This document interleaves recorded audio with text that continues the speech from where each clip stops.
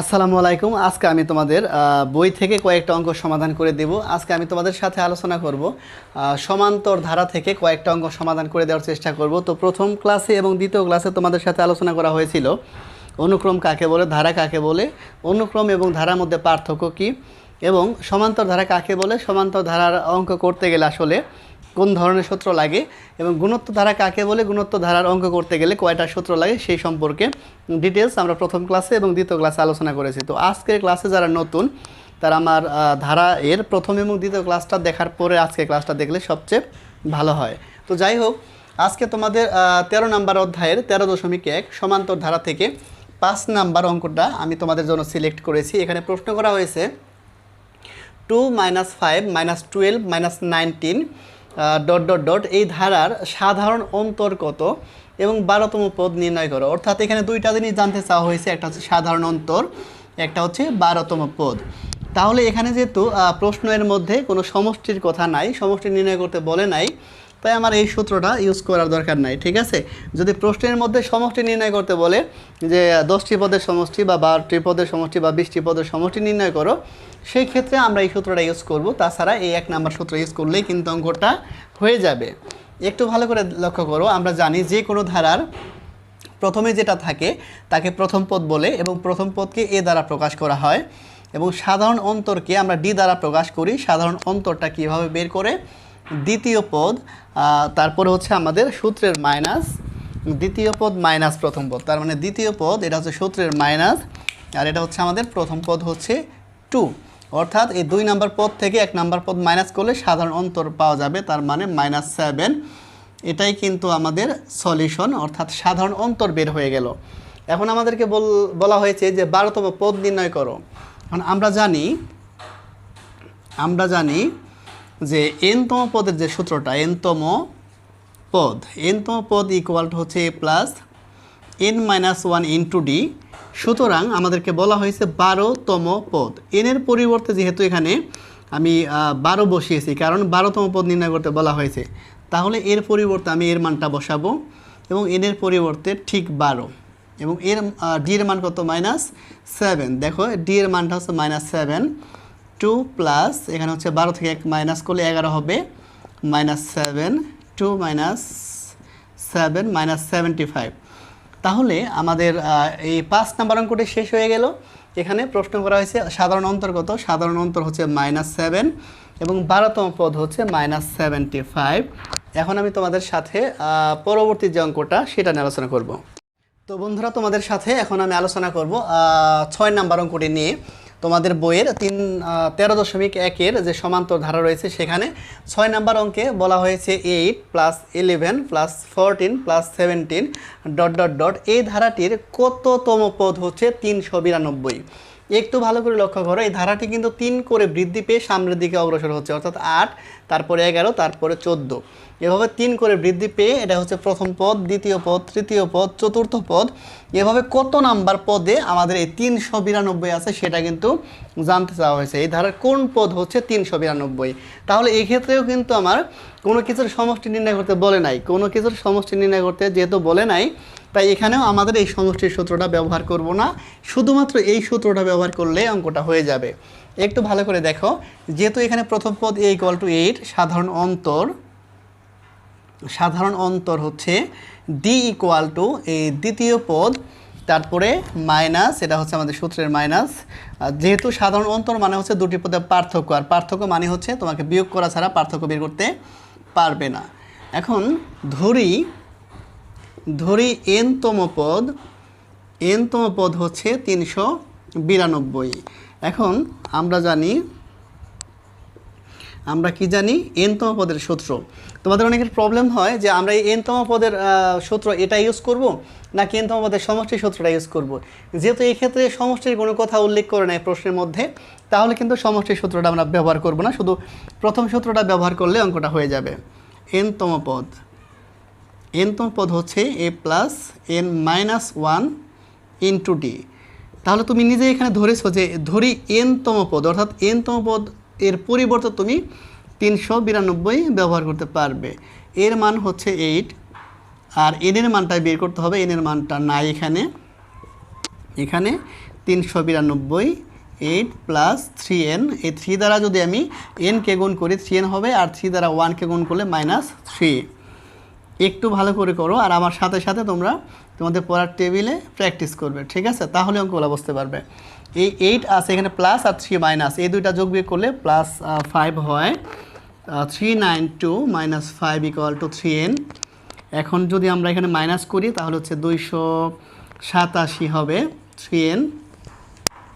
একটু দেখো 3n = 287, বা আমি যদি এখন 3 দ্বারা ভাগ করি 287-কে 3 দ্বারা যদি আমি ভাগ করে দিই 129, তাহলে 129। এনের মান কত বের হলো? 129। তার মানে এই ধারাটার ঠিক 129 নাম্বার পদে যদি আমরা যাই তাহলে আমরা এই 392 পাবো। তাহলে এটাই হচ্ছে আমাদের সলিউশন। অর্থাৎ এই টাইপের যত অঙ্ক আছে বইতে, যে আচ্ছা আরেকটা অঙ্ক করি তাহলে আরও বেশি ক্লিয়ার হবা। এই ধরনের আরেকটা অঙ্ক, হ্যাঁ তোমাদের বইতে এই ধরনের আরেকটা অঙ্ক আছে। দেখো ঠিক 7 নাম্বার অঙ্কটা একই ধরনের। 7 নাম্বার অঙ্কটা হচ্ছে আজকে আমরা নবম দশম শ্রেণীর সমান্তর ধারা অর্থাৎ 13 নম্বর অধ্যায়ের 13.1 সমাধান করতেছি। তো এখানে আমাদের 7 নাম্বার অঙ্কটা হচ্ছে এরকম, একটু ভালো করে দেখো। এখানে 4 7, তারপরে হচ্ছে 10 13, এই ধারার কোন পদ 301? এখানে 392 এর পরিবর্তে বলা হয়েছে কোন পদ হচ্ছে 301। একটু ভালো করে দেখো, 6 নাম্বার অঙ্ক এবং 7 নাম্বার অঙ্ক কিন্তু একই প্যাটার্নের। এখানে বলা হয়েছে যে প্রথম পদ অর্থাৎ প্রথমে যে পদটা আছে সেটা 4, তারপর 7, তারপর হচ্ছে 10, তারপর 13, 3 করে বৃদ্ধি পেয়ে সামনের দিকে অগ্রসর হচ্ছে। তাহলে এইভাবে 3 করে বৃদ্ধি পেয়ে সামনের দিকে অগ্রসর হলে ঠিক কত নাম্বার পদে গিয়ে আমরা 301 পাবো সেটাই এখানে বের করতে বলা হয়েছে। তাহলে আমরা প্রথম পদ পাবো এখানে হচ্ছে a = 4, যেহেতু যে কোনো ধারার প্রথম পদকে a বলা হয়। আর সাধারণ অন্তর আমরা পাবো হচ্ছে দ্বিতীয় পদ মাইনাস প্রথম পদ, তার মানে 3, এবং আমরা ধরবো n-তম পদ = 301। আমরা এই 6 নাম্বার অঙ্কটা যেভাবে সলিউশন করছি 7 নাম্বার অঙ্ক এবং এই টাইপের যত অঙ্ক পরীক্ষায় আসবে আমরা একইভাবে সমাধান করবো ইনশাল্লাহ, ঠিক আছে? তুমি যদি ক্যালকুলেশনে ভুল না করো তাহলে অঙ্কটা হয়ে যাবে। তাহলে ধরছো n-তম পদ = 301, এখানে তোমাকে বসাতে হবে 301, এর মান হচ্ছে 4, আর n-1 d এর মান হচ্ছে 3। 301 4 + 3n - 3, এই 3 দ্বারা কিন্তু এটাকেও গুণ করতে হবে, এটাকেও আলাদা করে গুণ করতে হবে। এখন 301, এই 4 আর 3 যোগ বিয়োগ করলে হবে হচ্ছে আমাদের +1। একটু ভালো করে দেখো, 301 - 1, কেন 1 হইল? এখানে +1 এই পাশে এসে আমাদের -1 হয়ে গেল। আমরা এখন কি করতে পারি? 3n = 300, কারণ 301 থেকে 1 মাইনাস হলে 300 থাকে, আর n এর মান হচ্ছে এই 300-কে যদি আমরা 3 দ্বারা ভাগ করি 100, এটাই হচ্ছে আমাদের সলিউশন। অর্থাৎ এই ধারার ঠিক এভাবে যদি প্রথম পদটা 4 হয়, দ্বিতীয় পদটা 7, তারপরে পদটা আছে 10, তারপর 13, এভাবে তুমি যদি গুনতে থাকো ঠিক 100তম পদে অর্থাৎ 100 নাম্বার টার্ম হবে আমাদের 301। আশা করি ক্লিয়ার। এই টাইপের যত অঙ্ক আছে তোমরা এইভাবে সলিউশন করবে। আমাদের এই সমষ্টির সূত্রটা ব্যবহার করার কোনো দরকার নাই। n-তম পদের সূত্রটা ব্যবহার করলেই অঙ্কটা হয়ে যাবে। এখন আমি তোমাদেরকে দু একটা সমষ্টির অঙ্ক করাবো, অর্থাৎ সমষ্টির সূত্র দিয়ে কিভাবে অঙ্ক করতে হয় এবং কিভাবে বোঝা যাবে যে এই অঙ্কটা সমষ্টির সূত্র ইউজ করতে হবে। অঙ্ক দেখার সাথে সাথে তোমরা বুঝতে পারবে। একটু ভালো করে দেখো, আমার সাথে সাথে তোমরা প্র্যাকটিস করবে। আমি বারে বারে এই কথাটা বলি, আমার সাথে সাথে তোমরা প্র্যাকটিস করবে এবং আমার কথাগুলো মনোযোগ দিয়ে শুনবে যে কোন টাইপের অঙ্ক আসলে কিভাবে সমাধান করতে হয়। তোমাদের বইয়ের যে অঙ্কটা আছে 9 নাম্বার যে অঙ্কটা দেখো, 9 নাম্বার অঙ্কটা যদি করি, এখানে 1 + 3 + 5 + 7 + ... এভাবে এই ধারার n-তম পদের সমষ্টি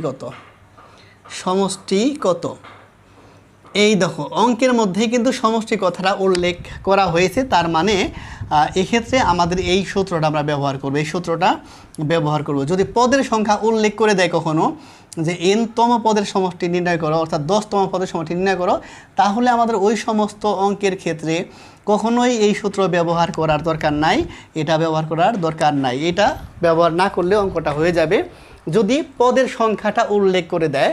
একটু ভালো করে দেখো, এটা এমন একটা ধারা, এটার প্রথম পদ a = কত 1, আর সাধারণ অন্তরটা হচ্ছে এই দ্বিতীয় পদ থেকে আমরা প্রথম পদ মাইনাস করলাম, প্রথম পদ যদি মাইনাস করি আমার হচ্ছে কত হয় 2 হয়। এখন যেহেতু n-তম পদের সমষ্টি নির্ণয় করতে বলা হয়েছে, তাহলে তোমাকে সমষ্টির এই সূত্রটা তোমাকে ইউজ করতে হবে। আমরা জানি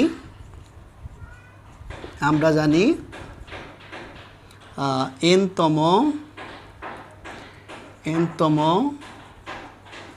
পদের সমষ্টির সূত্রটা হচ্ছে n/2 into 2a plus n-1 into d। এটা হচ্ছে আমাদের সমষ্টির সূত্র। এখন তোমাকে কী নির্ণয় করতে বলা হয়েছে? ও n-তম পদের সমষ্টি নির্ণয় করতে বলা হয়েছে। তাহলে তো তুমি কি করতে পারো, n এর জায়গায় তো n থাকবে, আর এর একটা মান আছে এখানে, এর মানটা হচ্ছে 1, আর n এর জায়গায় n আছে, d এর মানটা 2। একটু ভালো করে লক্ষ্য করি, তাহলে 2 + 2n-2, এর 2 দ্বারা একবার n-কে গুণ করতে হবে 2n, আর 1-কে গুণ করলে তো আমাদের 2 হয়। এটা যদি কাটা যায় n/2, এখানে এটা নিচের 2 আর উপর 2 কাটা, আর n আর n গুণ হয়ে n² হয়ে যাবে। That is our solution. দেখো একটু ভালো করে লক্ষ্য করো, তোমাদের প্রশ্ন দেখে কিন্তু বোঝা যাইতেছে যে কোন সূত্রটা ব্যবহার করবে, আর আমি তো বলেই দিতেছি যেহেতু সমষ্টি আছে সমষ্টি সূত্র ব্যবহার করতে হবে। কিন্তু কিছু কিছু অঙ্ক আছে একই অঙ্কের মধ্যে সমষ্টি সূত্র ব্যবহার করা লাগে এবং n-তম পদের সূত্র ব্যবহার করা লাগে। যদি এখানে পদের সংখ্যাটা উল্লেখ করে দেয়, এই যে পদের সংখ্যাটা অর্থাৎ কততম পদের সমষ্টি, এটা যদি উল্লেখ করে দেয় তাহলে শুধু সমষ্টি সূত্র ইউজ করতে হবে। আর এটা যদি উল্লেখ না করে দেয় তাহলে আমাদের প্রথম সূত্র ব্যবহার করা লাগবে এবং দ্বিতীয় সূত্র ব্যবহার করা লাগবে। পরবর্তী ক্লাসে তোমাদের এটা ভালো করে দেখানোর চেষ্টা করবে ইনশাআল্লাহ। তো দেখো আমরা 10 নাম্বার অঙ্কটা সলিউশন করব ঠিক একইভাবে। তোমাদের বইয়ের 10 নাম্বার অঙ্কটা, তোমাদের বইয়ের 10 নাম্বার অর্থাৎ নবম দশম শ্রেণীর 13.1 থেকে আজকে সমাধান করতেছি আমি। এখানে কি আছে 8 + 16 + 24। হ্যাঁ, এই ধারাটির প্রথম 9টি পদের সমষ্টিগত, এই ধারাটির 9টি পদের সমষ্টিগত, এই ধারার 9টি পদের সমষ্টিগত। দেখো এখানে কিন্তু এই যে পদের সংখ্যাটা উল্লেখ করা আছে, তাহলে আমাদের কোনো টেনশনই নাই। আমরা কি করব, শুধু সমষ্টি সূত্র ইউজ করলে অঙ্কটা হয়ে যাবে। এই ধারার প্রথম পদ a = কত হবে 8, আর হচ্ছে সাধারণ অন্তর d = 16 - 8, অর্থাৎ এখানেও আমাদের d এর মানটাও হচ্ছে 8। এখন 9টা পদের সমষ্টি, তাহলে n-তম পদের সমষ্টি, তো এটা আমরা সূত্র লিখলাম, সুতরাং 9তম পদের সমষ্টি, অর্থাৎ n এর পরিবর্তে 9 লিখতে হবে, কারণ 9টা পদের সমষ্টি তোমাকে নির্ণয় করতে বলা হয়েছে। এখানে উল্লেখ করে দিছি যে 9টা পদের সমষ্টি, প্রথম 9টা পদের সমষ্টি, অর্থাৎ n এর পরিবর্তে 9, আর 2 এর পরিবর্তে 8, 9 - 1 8। এখন ক্যালকুলেশন করলে অঙ্কটা হয়ে যাবে। তাহলে আমরা কি করতে পারি, এখানে 8 × 2 = 16, আর এখানে হচ্ছে আমাদের থাকবে হচ্ছে 8 and 8 9/2, এখানে হচ্ছে 16 + 8 = 64, 9/2, আর এটা যোগ করলে হবে 80, এই 2 দিয়ে যদি কাটি তাহলে হচ্ছে আমাদের 40, আর 9 দিয়ে যদি 40-কে গুণ করি তাহলে 4 × 36 360। এটাই হচ্ছে আমাদের সলিউশন।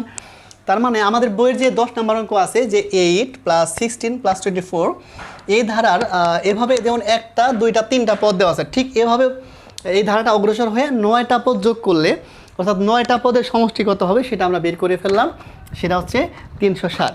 তো পরবর্তী ক্লাসে তোমাদের সাথে আলোচনা করব যে এক অঙ্কের মধ্যে কিভাবে আমরা n-তম পদের সমষ্টি এবং n-তম পদ দুটি সূত্র ব্যবহার করেই কোন অঙ্কগুলো করা লাগে। পরবর্তী ক্লাসে তোমাদের সাথে আলোচনা করব ইনশাআল্লাহ। তো ক্লাসটি যদি ভালো লেগে থাকে তোমরা তোমাদের বন্ধুদেরকে শেয়ার করবে, যেন সবাই আমরা করোনাকালীন সময়ে ঘরে বসে স্ট্রংলি প্রিপারেশন নিতে পারি। ধন্যবাদ সবাইকে, অনেক ভালো থেকো। আসসালামু আলাইকুম।